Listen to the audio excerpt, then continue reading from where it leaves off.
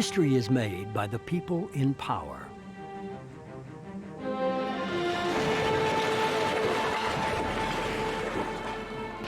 History is made by people who speak out. This has been the worst foreign policy fiasco in American history. And these people were living in a dream world. They thought that power was the power to make other people do what we wanted. Challenging power makes change possible. They will be sorry on the day that they understood that they woke up this sleeping giant called the American people. History is made by those who reveal the truth. I was personally hurt to find out that every reason I was told that I had to go to that country, invade that country, go to war with that country, was false. And the truth is upheld by people of courage. Conscientious objection is a right that we have and that is protected not only by Army regulation but also by the U.S. Constitution. I'm not a criminal. History is made by people who show up. Democracy should be a form of government that the people control, not a bunch of politicians or rich people, all the people. It's not a spectator sport. Participation is encouraged and protected by the U.S. Constitution. The First Amendment proclaims, Congress shall make no law abridging the freedom of speech or of the press, or the right of the people to peaceably assemble and to petition the government for a redress of grievances. And so one day when they ask us, well, what did you do? And what did you say? And was your voice heard? You would know that as a result of you being here, that you were heard, you did do something, and you were in the beginning of turning this around.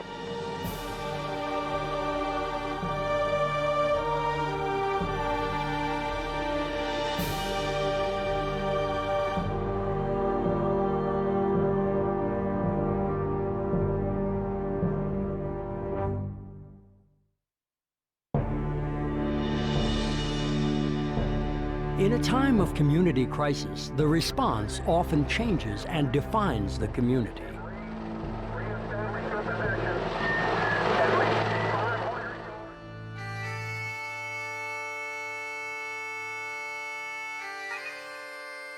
The terrorist attack on the U.S. in 2001 was just such a defining moment in American history. But it is a crisis that has produced a divided reaction.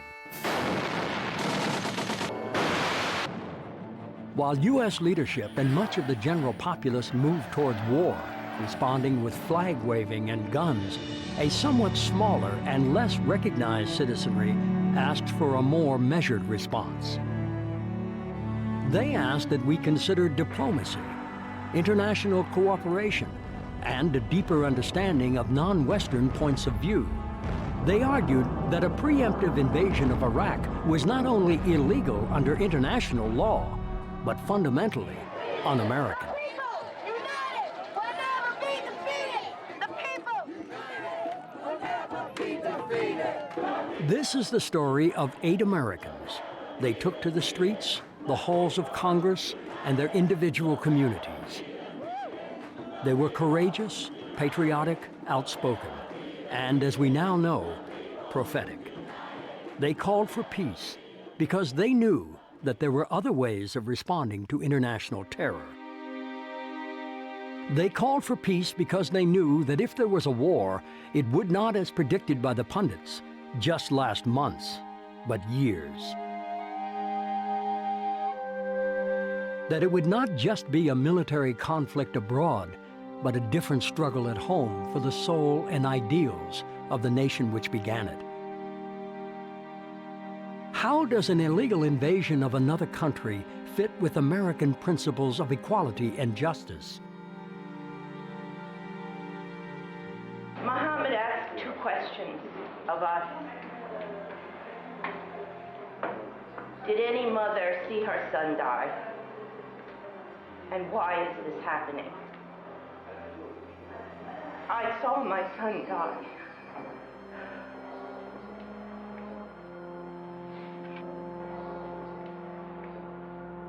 I was 5 streets away from the World Trade Center when it collapsed. I knew that my son was there, and I watched from the window of my office as the towers collapsed.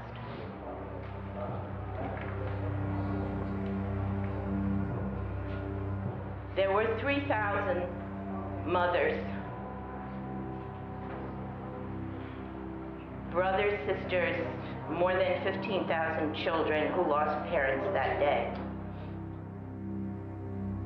Adele Welty was one of those mothers. Her son Tim, 34 years old, was a husband and father of 2 small children. He was also a New York City fireman, committed to saving lives. He loved being a fireman. He always arrived early and left late. If he hadn't left late on September 11th, he'd have been home when the buildings collapsed.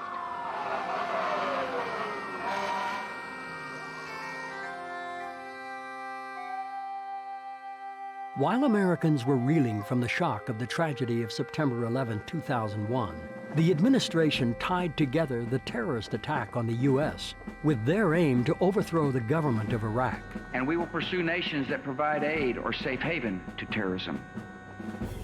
Every nation in every region now has a decision to make.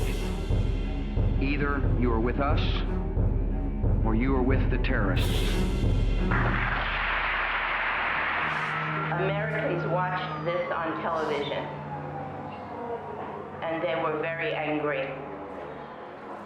And the government used that anger to lie to the people and say it was Iraq who did this. And they believed it. And so when you ask, why is this happening? It is because the lie has been told again and again and again, and it begins to sound true.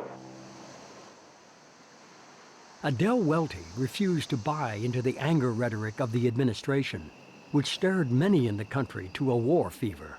I felt it was an abomination that he would die trying to save lives. And as a result of that, tens of thousands of people would lose their lives. I felt that I needed to build a legacy in his name. I did not want him to be just a statistic of 9/11. I like to think that firefighters have an intuitive sense that we share a common humanity. When they go into a fire, they rescue the people that are caught in that fire. They don't ask them if they're Democrats or Republicans, if they're Christians or Jews or Muslims. They don't ask whether or not they're documented immigrants or citizens. They rescue people. Adele turned her grief to action and helped establish September 11th Families for Peaceful Tomorrows, a group which believes that war is not the solution to terrorism. 2 days before the U.S. invaded Iraq, Adele risked arrest. Upon arrival, she and her companions were confronted by a force of well-armed police. If you cross that police line, you will be subject to arrest. I still didn't think they would arrest us because the 3 people from Peaceful Tomorrows that were leading the group, we were all senior citizens, and I thought they would just kind of not do anything. But the closer we got to them, and I saw how very big they were, and they had their hands on their billy clubs, I got scared. And sure enough, when we reached them, they arrested us. If there is an image of what an activist looks like, how often does a 66-year-old grandmother come to mind? And her arrest on the Capitol grounds was just the beginning. After the war began, Adele was part of a delegation that brought medical supplies to Iraqis. She saw how the war was affecting the people of Iraq, and she brought her observations home. We listened to stories of horrors for a week. horrors being perpetrated in the name of democracy, until we were all on atrocity overload. And one evening I asked a group of Iraqis, what do you do to decompress, to relax? They said, well, when there is electricity, we watch television. I said, oh, what sort of television do you watch? They said, we love Seinfeld. I was very skeptical. I said, really? What does it mean, get out of here? And one Iraqi said, it means that is so unbelievable, it can't possibly be true. A good translation. And I thought about that. In the evenings in Iraq, when there's electricity, Iraqi families sit in their living rooms and watch Seinfeld. And in the recreation halls of our army bases, our soldiers sit and watch Seinfeld. And they're all laughing. And in the morning when the sun comes up, they start killing each other. Get out of here. In her golden years, when she could be taking it easy, enjoying her grandchildren, resting from the intense labors of life, Adele has chosen instead to fight for the Constitution. She speaks for peace and meets with members of Congress, promoting policies that protect First Amendment and civil rights. There are times when my inclination is to say, that's it, I really can't do this anymore, but then I think of Timmy and how do I want him remembered? And the answer is that in order to keep Timmy's memory alive and to build a legacy in his name, I have to keep going.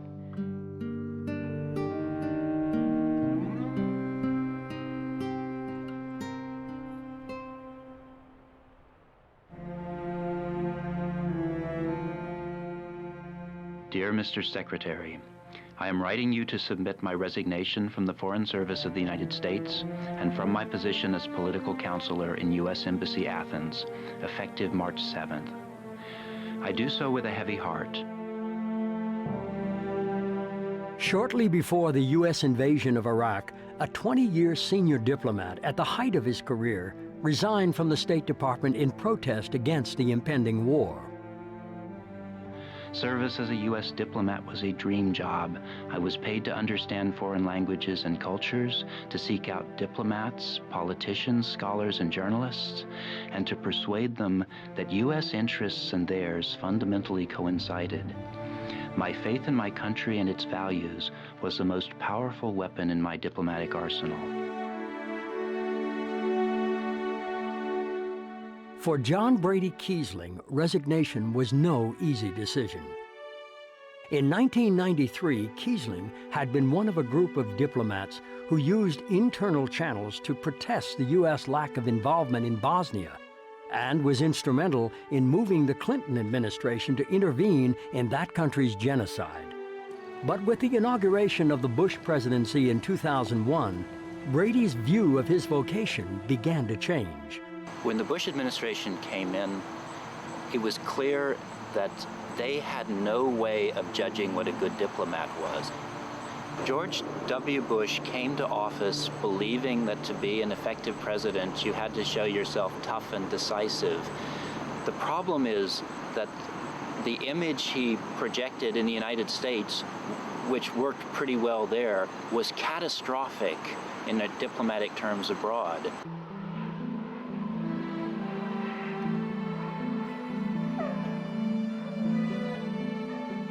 Starting in September of 2002, as it became clear, my God, we're about to do something really foolish and go to war with Iraq, I wrestled with what I could do in my own very small way to avert this.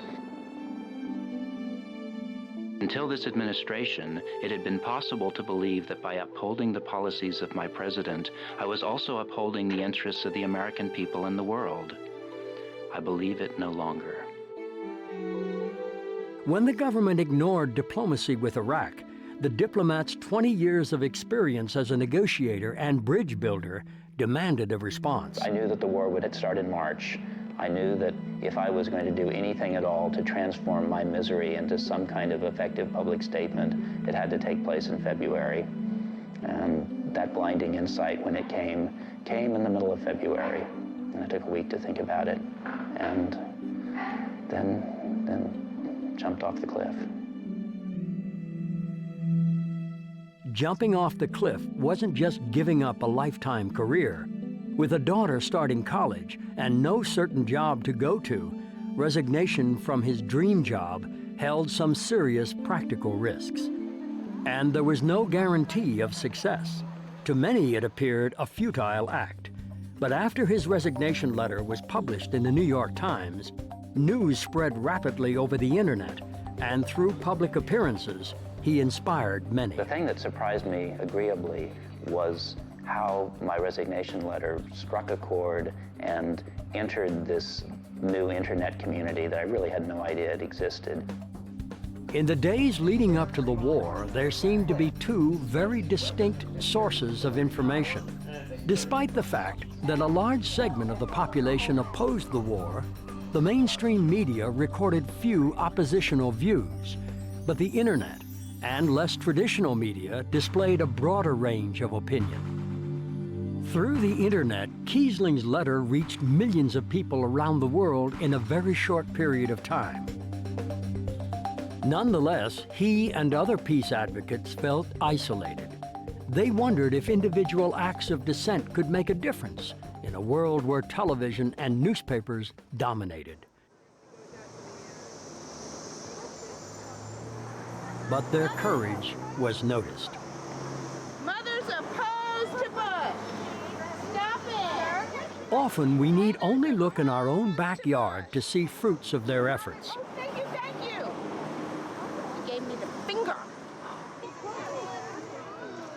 In suburban Maryland and around the country, mothers opposed to Bush, or MOB, formed to raise awareness about the war and to create a groundswell of dissenting opinion prior to the 2004 presidential election. Let's all come together to redefeat I just don't like people who lie. And when you're lying to an entire country, it just makes it a really, really big lie. Some people think that young people don't have opinions and don't pay attention to what's going on in the news today. But that's completely false. And there are a lot of people out here who really do pay attention and who really do care. Yeah. I'm a mom, and I want to do everything I can to protect the children in this country, especially those that are the most vulnerable, which are children in poverty. And the policies of the current administration have really affected kids who live in poverty. And that hurts me. And I feel like, as a mom, I need to do anything I can to protect kids. The courageous dissent of individuals inspires others to take up the struggle. Mothers opposed to Bush. Within a few weeks of Brady's resignation, two other diplomats joined him in publicly opposing the war. There's only one decision in my life that I have absolutely no doubts about, and that was my decision to resign. At the time I made it, I was sure. I waited a week to be sure and didn't change at all. 2.5 years later, I'm still sure. The moral clarity is what President Bush wants. He finally gave me moral clarity. Moises A. Langhorst, 19, Moose Lake, Minnesota. Christopher Ramos, 26, Albuquerque, New Mexico. Ronald A. Ginster, 37, Auburndale, Florida. Stephen E. Wyatt, 19, Kilgore, Texas. Mark Asher Evnan, 21, Burlington, Vermont. Brandon Jacob Rowe, 20, Roscoe, Illinois. Eric Allen Smith, 41, Rochester, New York.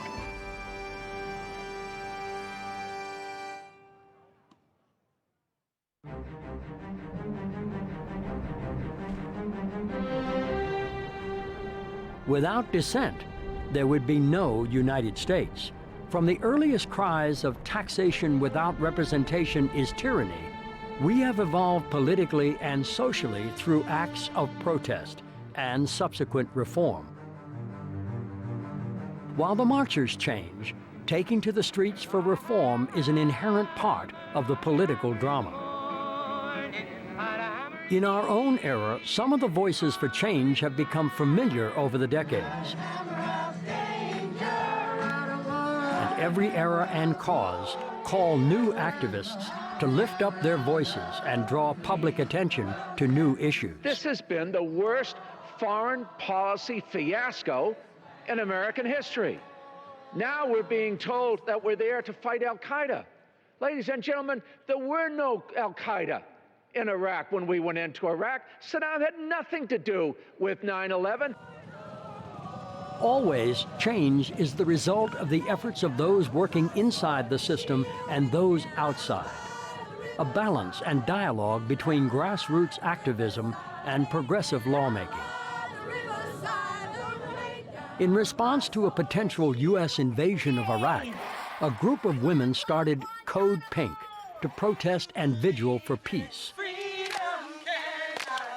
Early on, Gail Murphy emerged as a leader. I jumped into Code Pink somewhat naively. I really, honestly, deeply believed that we could stop the war. I felt that it was an unjust enough threat that the American people would see through it and that there would be a large mobilization against it. Code Pink took its name to parody the Bush administration's terror alert system, one that would be a symbol for a different way of looking at policy. Don't use my tax dollars to shut me out of the sidewalk. That's not fair. And you stifle debate doing that. You stifle debate, you stifle opposition, which is why we're in this war. Gail and her colleagues made dissent dramatic and presented the case for peace to the American people. 2 years later! While street activists used demonstrations and political theater to make their point, progressive lawmakers worked inside the halls of Congress to affect policy. I oppose the war for a number of reasons.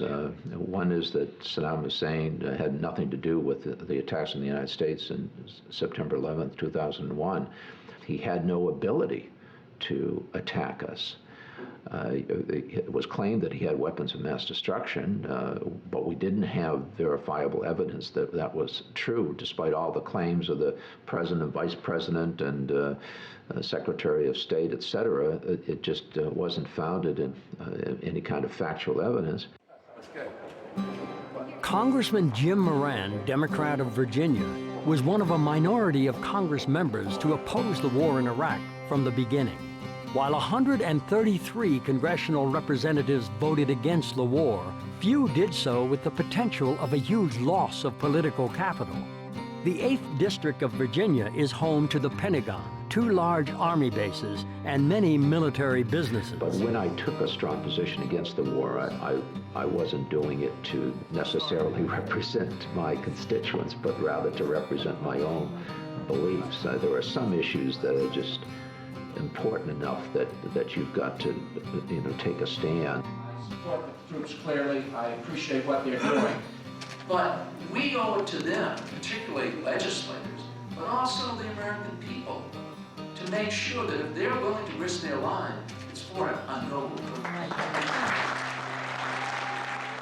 That sense of purpose was shared by the members of the Out of Iraq Caucus, a congressional group of which Congresswoman Barbara Lee was a founder. Quickly! And we're going to work together to take back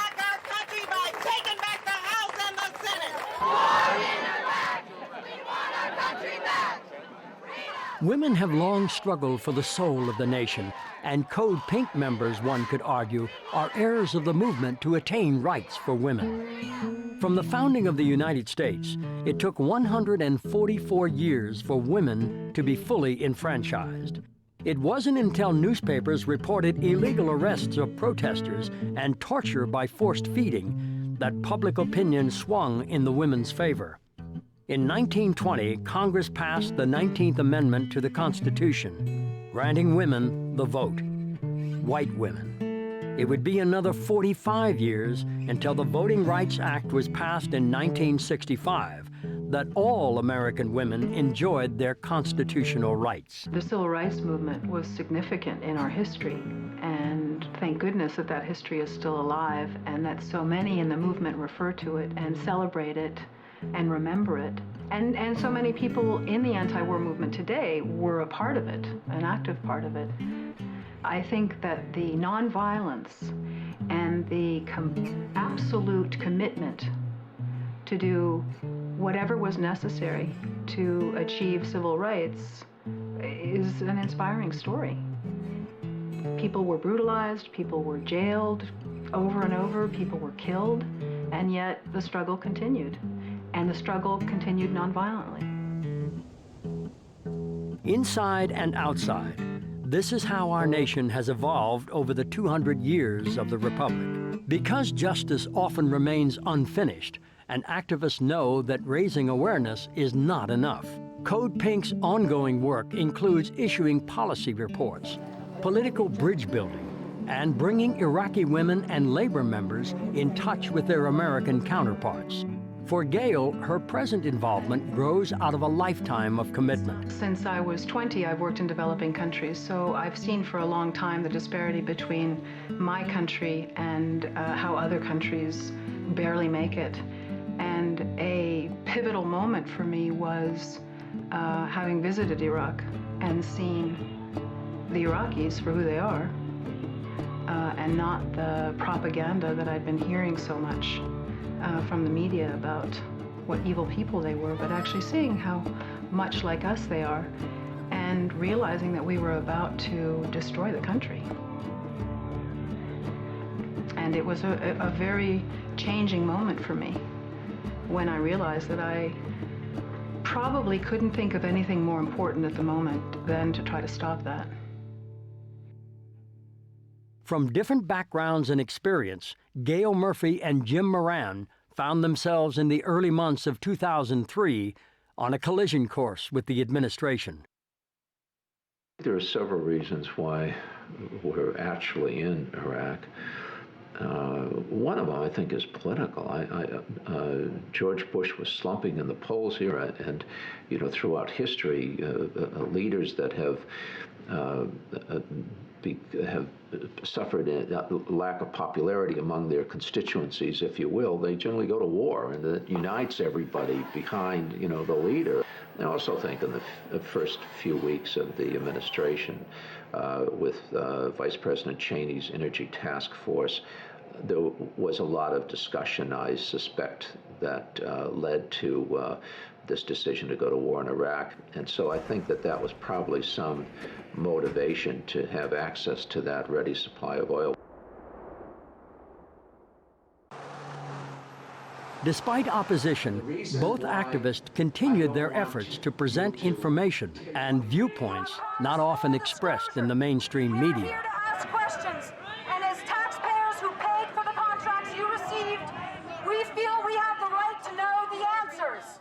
Can our returning troops expect to have their benefits cut yet again, Mr. Rumsfeld? Have you found any weapons of mass destruction today, Mr. Rumsfeld? Because for the most part, the mainstream media failed in its responsibility to explore and challenge the premise for war, active dissenters took their voices and questions to the public officials responsible for the invasion of Iraq. Media wasn't doing a very good job of reporting on the voices of dissent to the war, so these were also opportunities for the voices of dissent to be the media. I think it's a shame that a government of the people, by the people, and for the people will not talk to the people or listen to the people. Instead, they sneak around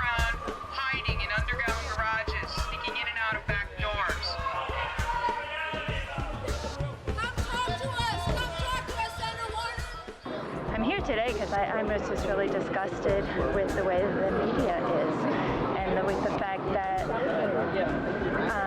that there's no debate. Senator Biden, come talk to us. Senator Biden, we need to talk to you. About the war? Code Pink was not alone in media criticism. We need to take our country back. We need to take it back from the right-wing hate mongers that saturated the radio airwaves. We need to take it back from the politicians who have figured out how to use religion and greed to advance their own objectives. Fox News sells fear! Fox News sells fear! Fox News sells fear! Fox News sells fear! The more you watch, the less you know. The more you watch, the less you know. The middle clear so people can I mean, just mainstream medias are the biggest liars in the world. They've been feeding these lies for years and years. People are, people are tired of digesting these lies. Right. I agree. The efforts of Jim Moran, Gail Murphy, and other progressives didn't stop the war. And as the conflict continued, they shifted their efforts to changing the government that had started the war and took their protests to the 2004 Republican National Convention. You can't do it with just the right. You need the left. You can't do it with just the right. The right isn't powerful enough. You need the left. The protests around the convention drew thousands of people opposed to the war and other elements of the Bush administration's policy.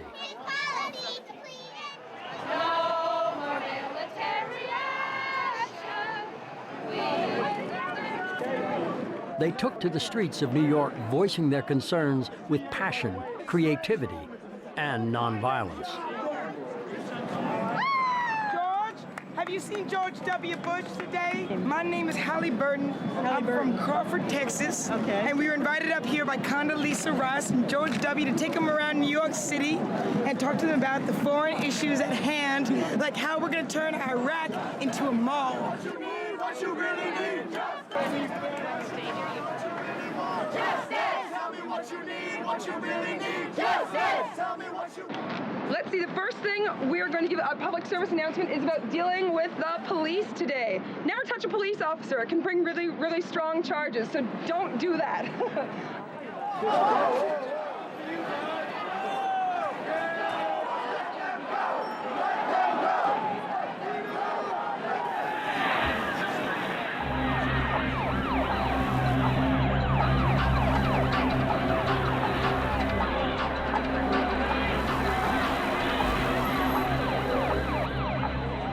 Gail Murphy was one of thousands arrested at the Republican National Convention.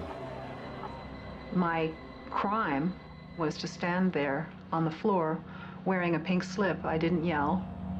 I didn't jump up and down. I just stood there with a pink slip that said fire Cheney and Halliburton on one side, and on the other side it said Cheney's in bed with Halliburton and we got screwed.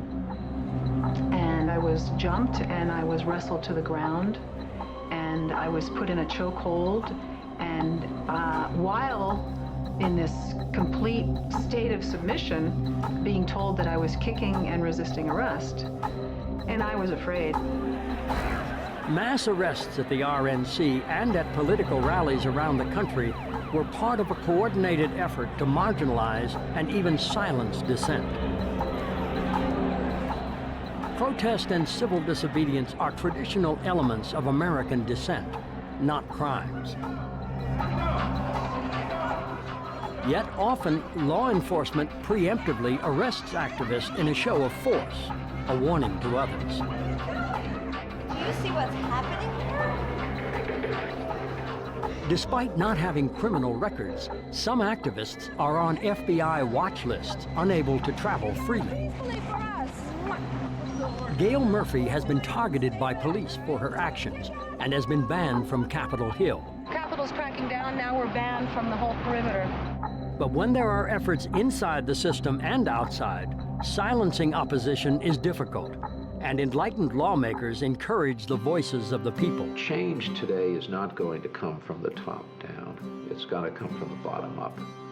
As a nation, individually and collectively, through whatever means of communication we have, we've got to speak out and say, you know, I don't want this anymore. This isn't my country. And I'm going to change things. And I'm going to insist that my leaders at the local, at the state, at the federal level start acting differently with different motivation, different ideas, to start doing what needs to be done to bring about a better world.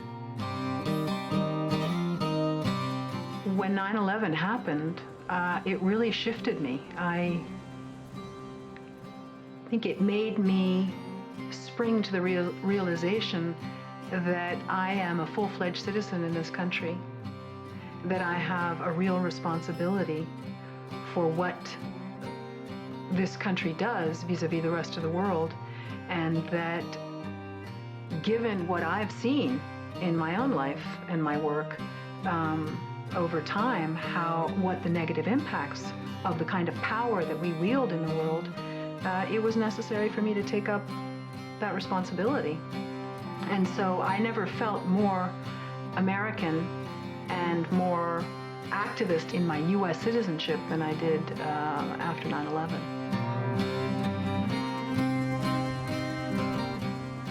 For activists and courageous public servants, dissent comes with a price tag.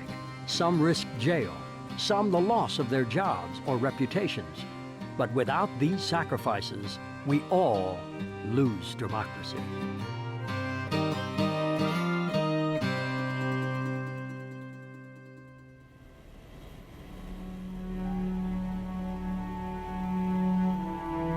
After 9/11, I had a good friend of mine killed in the World Trade Center.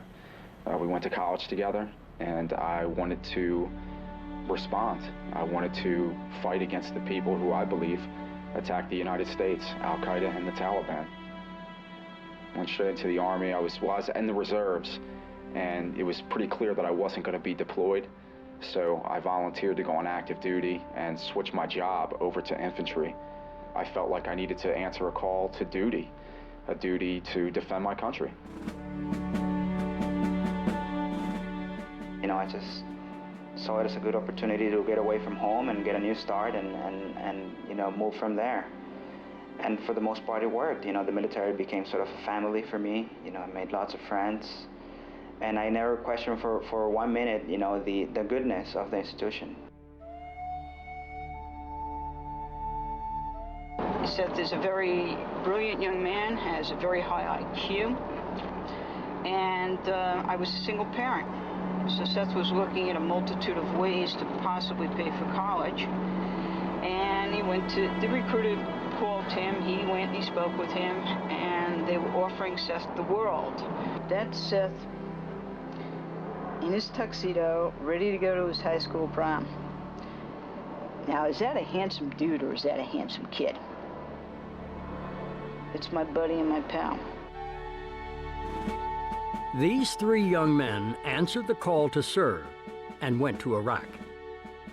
And when I was deployed, I felt like, well, this is perhaps going to just be a huge show of force. We're going to scare Saddam Hussein out of power. I am ashamed of saying this because it's so naive, and I see it now. But before, to me, there was uncertainty as to whether there was going to be a war or not. As a soldier in the Middle East, I did not believe that there was actually going to be a full-blown invasion and occupation. And now that I think about it, I ask myself, how could you have been so blind? The first days in Iraq were very confusing. I mean, I'm in the southern Iraqi desert. I move in on day one, and I'm talking to a few of my fellow soldiers. Look, it's 150,000 U.S. troops out here in the middle of the desert. There's no population for hundreds of miles. I said, you know, President Bush and the administration has accused this regime, Saddam and his regime, of these, you know, massive stockpiles of WMDs that he'll use on us, that he could give to terrorists to use on us. I said, guys, this is his last stand. We're invading. We are going to wipe him out and take over his country. When would be a better time for him to use these WMDs? right now. And that's when I really started to speculate and have serious doubts on whether or not President Bush either misled us into war or just made an incompetent decision. There were many things going on in my head at the time. You know, you signed a contract and you're a squad leader and, you know, you're in charge of 8 soldiers and you're wearing a uniform and you're supposed to just do your duty. Within a week, you know, my squad was ambushed. I hear a whistle. And I'm thinking in my mind, this is the early warning. You know, somebody's announcing our coming. And there's a box in the middle of the road. And there's a wire attached to it, you know, going down a slope. And I'm just thinking to myself, ambush, you know. And then the box explodes in front of the lead vehicle. And then they start shooting at us from both sides of the road. Miraculously, we made it out alive and nobody was hurt. Camilo's unit had no casualties in those first hours, but the conflict continued unabated. The soldiers were shelled while sleeping, and the next morning the bank they guarded was attacked. So it's like a 48-hour period of constant attacks. In an environment like that, you're no longer thinking about, well, what Germany and what France have to say about the war, and gee, you know, there are huge anti-war rallies or anything, or man, the UN Security Council didn't approve of this war. No, you're just thinking about getting home alive. You're just asking yourself, am I going to survive? Am I going to see my daughter again? Sue Niederer's son, Lieutenant Seth Devoren, served with the U.S. Army in Iraq from the summer of 2003 until February 2004. For the first 6 weeks, Seth was doing liaison work, which is what Seth would be great in, talking to people, making nice with people, making them understand what our Army people were trying to do for them, and he was happy. Mom and Dad, I'm helping to get these people basic needs like running water and sewage, so I feel pretty good about that because at least I'm trying to help. Middle of October, his orders changed. And I said to his orders said, Mom, I'm not doing the same thing that I've been doing before. And, you know, I emailed him and spoke with him. I said, well, what are you doing? Don't ask me.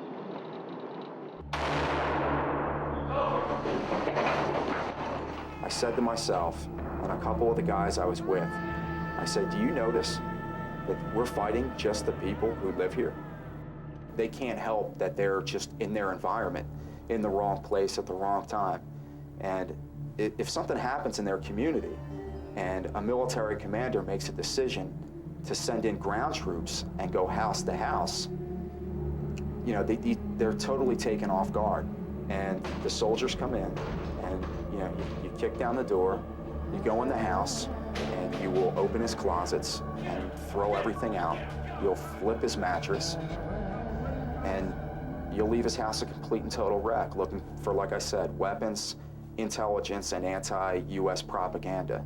Now, if you do this 2 or 3 nights a week in 2 or 3 different communities, these people aren't feeling liberated, they're feeling occupied. And I'm not an insurgent sympathizer, but I know that if anybody came into this country and kicked down my front door, they would have to fight me to the death. Our first mission is in this place called Al-Assad, you know, where we're running this prisoner of war camp. And our duties were to keep people on sleep deprivation. Like in such a cruel way that it's even hard to believe that we were doing that, you know, but we were doing it, and I personally wasn't questioning it. I was questioning it within myself, but I wasn't telling anybody we shouldn't be doing this. I was very afraid. This whole rhetoric about with us or against us, or, you know, being patriotic and, you know, bringing those responsible for 9/11 to justice, does not only work with politicians in Congress or like the majority of Americans or like public opinion. No, it works with the soldiers too, you know.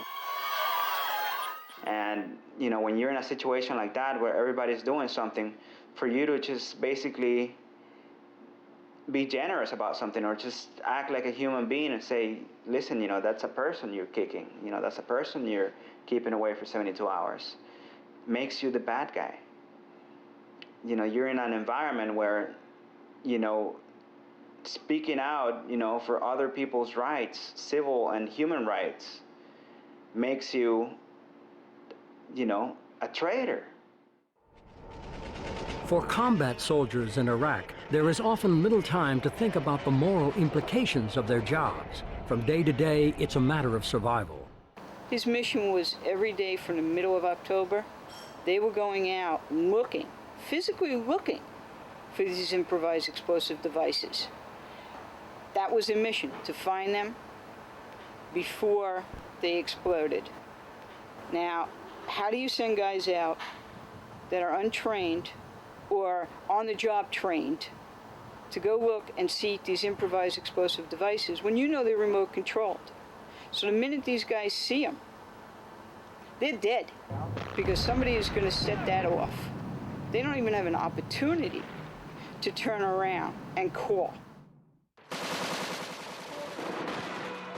Seth, John, and Camilo all began to doubt the wisdom of the war.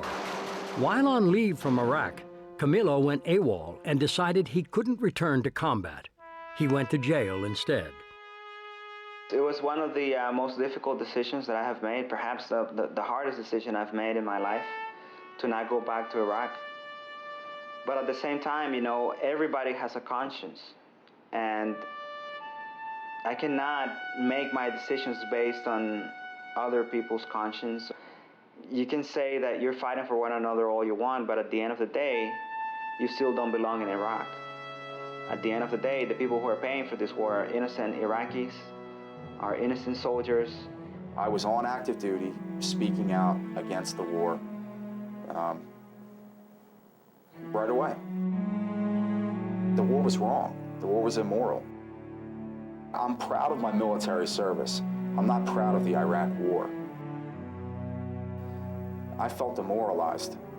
I was personally hurt to find out that every reason I was told that I had to go to that country, invade that country, go to war with that country, was false. We were told, WMDs, we were told an imminent threat to this country. We were told a possible link between Saddam and Al-Qaeda, or Saddam and the 9/11 attacks. It seems as if now that doesn't matter anymore, like it's a moot point. That bothers me. After 6 months in Iraq, Seth Dvorin came home on leave. 2 weeks later, his mother asked him if he wanted to return. And he looked me straight in the face and he said to me, I don't want to go back. I said, okay, fine. I'm going to shoot you in your leg, your ass, whatever. You're out of here. Let's go. I'll get you out of here. Go to Israel, go to Canada, whatever you want. We're out of here. He said to me, Mom, I can't. I said, what do you mean you can't? He says, I have 18 men below me. I'm the officer. I must go back to save my men. I must bring my men home safely.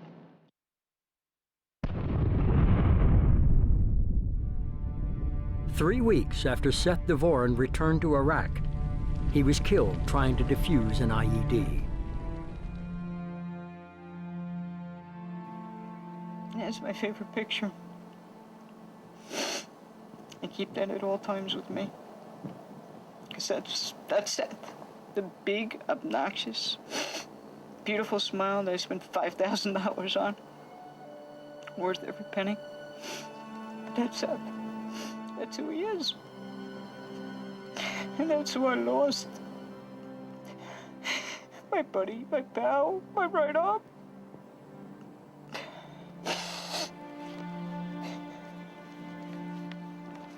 Sorry. But he meant the world to me. And I lost him for nothing. Absolutely, positively nothing. The hardest experience for me being in Iraq was witnessing the death of fellow soldiers. That was the most difficult part, was shooting at people and watching people die.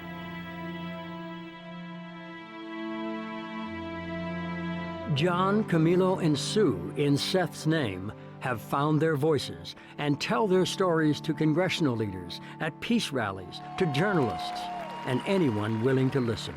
Conscientious objection is a right that we have and that is protected not only by Army regulation but also by the U.S. Constitution. I'm not a criminal. And to let other soldiers know, who may be against the war silently and quietly and telling themselves, I'm doing this because I'm wearing a uniform, that there is an option, that you don't have to be quiet, and that you're not alone. And I think that's important to do, even though it meant that I had to go to jail for a while and put my own physical freedom on the line and be away from my family for a long time. When you compare, going to jail for 9 months to the hell that people in Iraq are living, soldiers and civilians, going to jail for 9 months is nothing.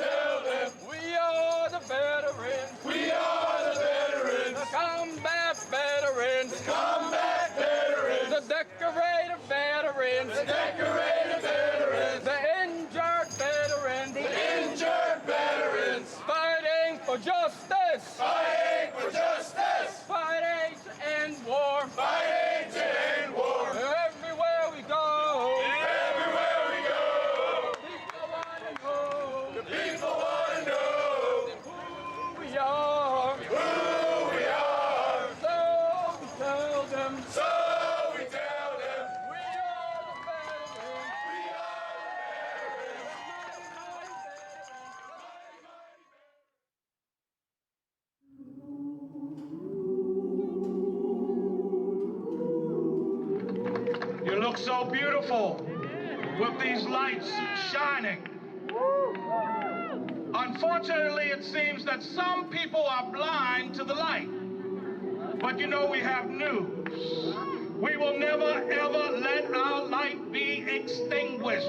It will always be a light of justice. It will always be a light of peace as we stand up in the midst of what seems to be dark right now, and we say no to war and yes to peace, that we will be the loving country, the loving creatures that we have been made to be, and we will spread love around the world in spite of all the evil that folk try to do in our name. It will not be in our name. Historical crises raise up voices to define them. But there have always been people of conviction who, even in times of relative calm, see the inequities in the world and attempt to heal them. Reverend Grayland Hagler is one of those people. From his earliest years in ministry, this crusader for justice has struggled to live his vision of the Christian gospel. Do what we do best, and that is organize against these greedy profiteers in order... This has meant setting up banking programs for economically disadvantaged people to buy homes. What I'm saying is that you're not just standing up and talking... Struggling for peaceful and moral U.S. policies. Building subsidized apartments for the elderly. If you look across the street from the church here, we built that senior citizens apartment building across the street. So that's 69 units of subsidized senior housing. And so seniors who were being pushed out of the neighborhood won't be pushed out. That's signs of hope. For Grayland Hagler, peace has never been separable from justice. So when war with Iraq loomed on the horizon, he did what he has always done. He prayed, he organized, he marched, and he lifted his voice. They will be sorry on the day that they understood that they woke up. This sleeping giant called the American people. This sleeping giant called people of goodwill. This sleeping giant of people who move out on faith to make things happen. Go forward in faith. Go forward in the spirit of your own sense of power. You are the people, and this is a government of the people, for the people, by the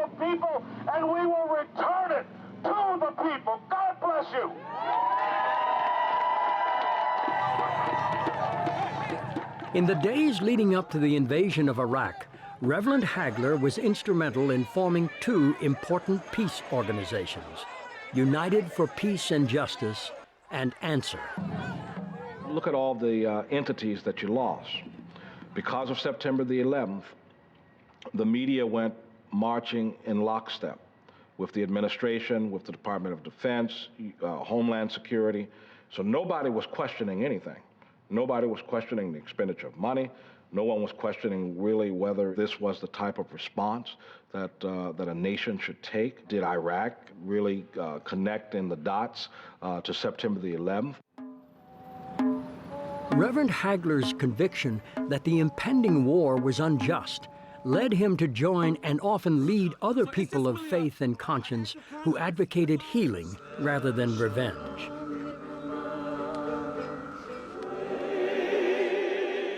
We all have to forgive, because what happens when you don't forgive is you end up locked into a cycle of vengeance and revenge, and that never ends.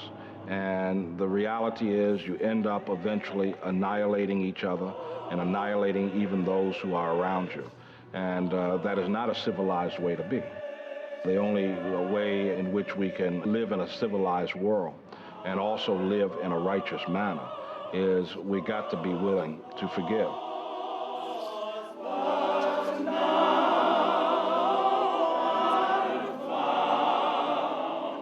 Grayland Hagler knew that any attempt at peace must begin with establishing equality and justice for people at home.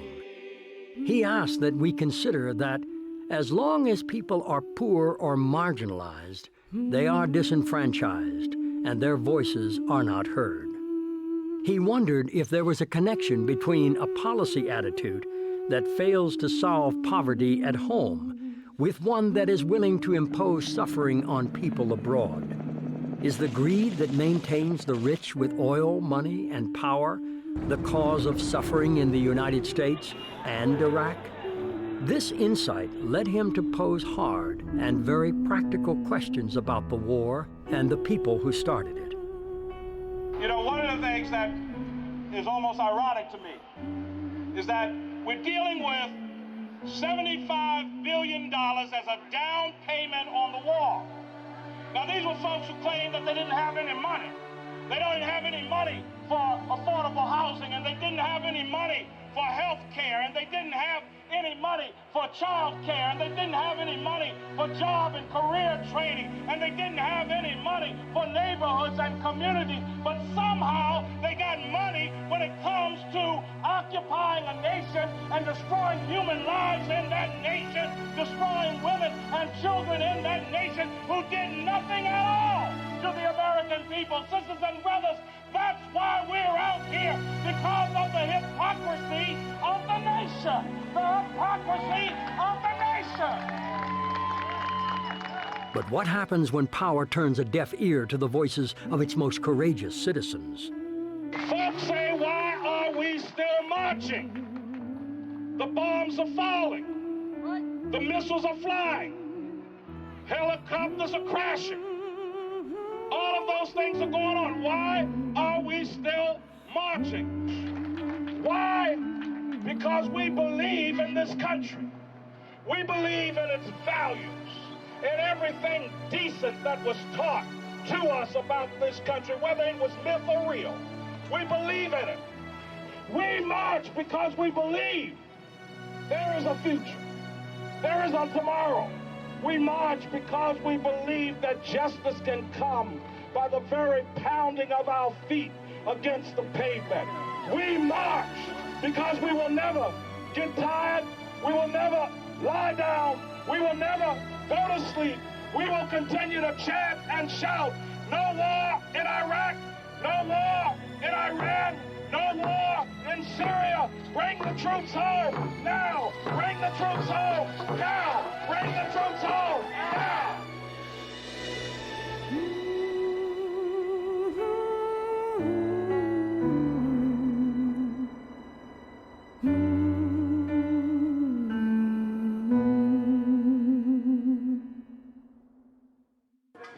For jobs and education, not for war and occupation. I've seen several people with smug smiles on their faces. Clearly, they were critical of what was going on. And I hope the day never comes when they'll look back and say, I should have protested too, and now it's too late.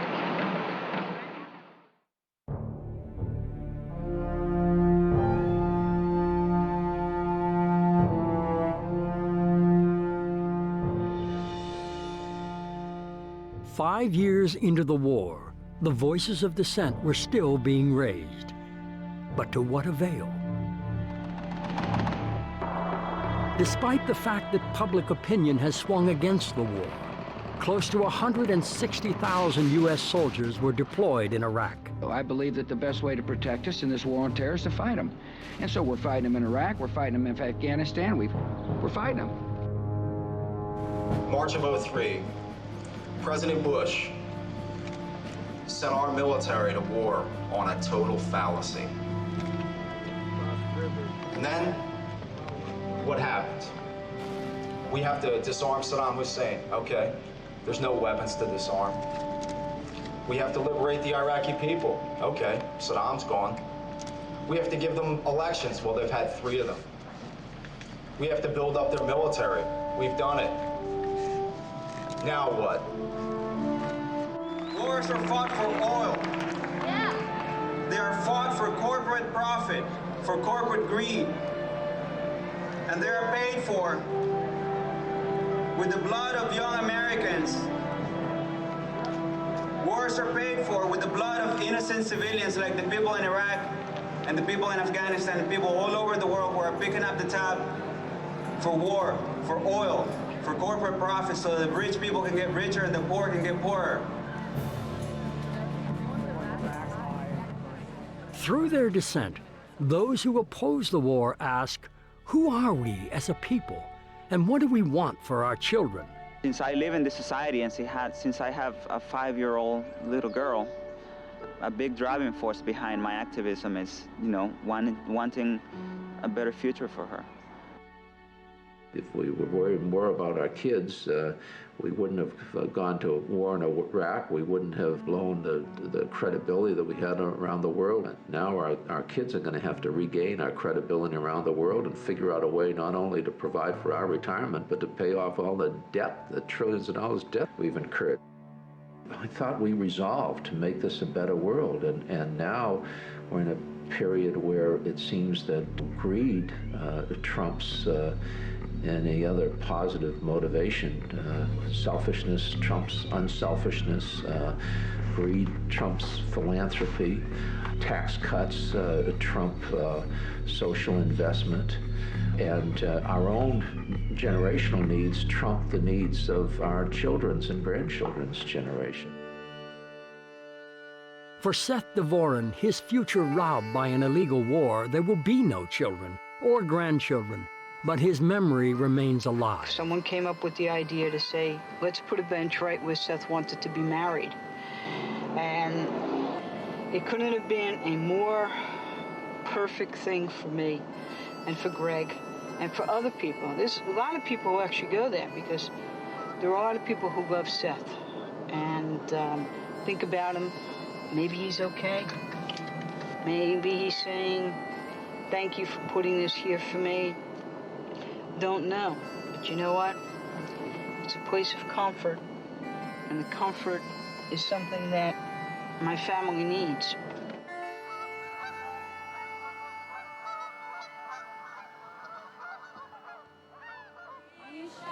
We pin medals on those we value for their physical bravery, and rightly so. But how often do we celebrate acts of moral courage? The courage to challenge power with conviction and without regret, to sacrifice our immediate wants for the needs of future generations, is a cornerstone of American democracy. When you look at the whole issue of democracy, it's a thin line between being a democracy and being a fascist state. And it's easy to slip over to being a fascist state when the citizens cease to question, when the citizens cease to hold accountable. The interests that got us into Iraq are not the interests of the American people writ large. And the purpose of Dissent is to make sure that the American people have enough information that they can choose to mobilize in a way that makes bad policy politically expensive enough that it won't happen. History reminds us that change for justice has always taken time and sacrifice. Sometimes it seems that society only values the dissent of the past.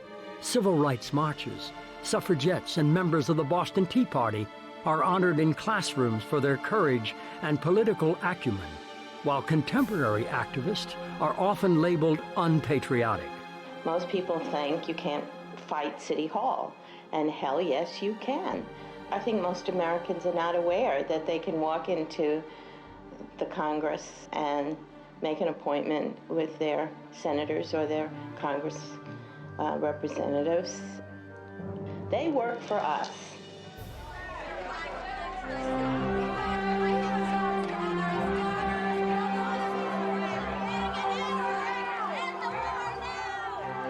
Without dissent, there is no debate. Without debate, there is no democracy. In a democracy, we cannot afford to forget that each voice matters. Adele Welty's, Brady Kiesling's, Graylin Hager's, John Bruin's, Gail Murphy's, Camilo Mejia's, Sue Niederer's, Jim Moran's, yours, mine, ours. In crucial times, we must defy fear and find our voices, with no guarantee of success, but always with hope and a conviction that the cause is just. I always remind myself and remind others that there is an arc in the universe, and it bends towards justice. And we just got to walk there. Walk there singing, walk there dancing, walk there shouting, but we'll get there.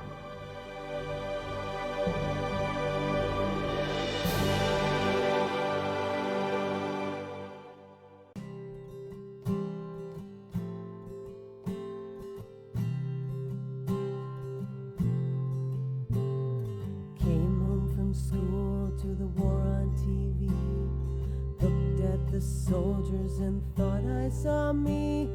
Looked at the children and saw my own face.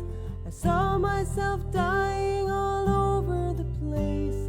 Saw myself hiding and shaking with fear, desperately wondering how I got here.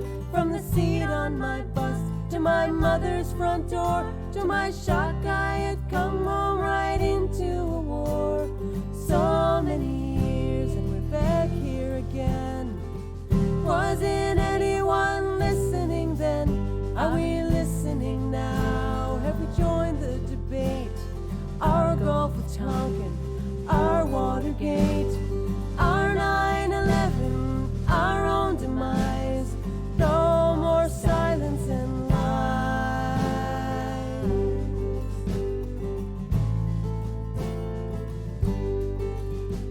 Iraq, Southeast Asia, this city or town, whether your skin is red, yellow, or brown, or white as a sheet, or black as the night.